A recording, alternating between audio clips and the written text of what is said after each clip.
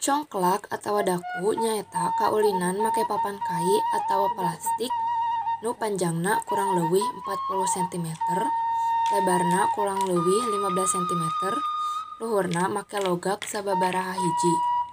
Unggal logak dieusian kubuk, siki salak, siki asem atawa batu leutik. Geus aya lombang-lombangna 7 ngajajar. Di hareupeun lombang 7 ge aya deui 7 lombang. 2 lombang badak di gigirna. Eta lombang teh dieusian ku siki asem atawa siki congklak nu geus disadiakeun. Atawa bareto mah mun congklakna dina taneuh, sikina sok batu laleutik. Lombang dieusian masing-masing 7 siki. Ari lombang gede minangka lombang rajana mah henteu dieusian, dipaenkeun ku 2 orang teu bisa leuwih.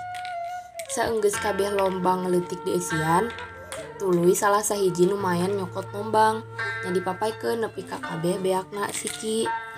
Giliran ieu nu lombang gede, ge dieusian sasiki, laksudna teh mun siki nu pamungkas tempatan lombang nu kosong. Mun dina nu lombang luhur aya eusian, disebutna nembak. Siki nu lombang kosong jeung siki nu luhurna dibawa jadi hak milik nu maen eta. Nya geus kitu mah bagilir bagian pamaen lawanna dalasuk.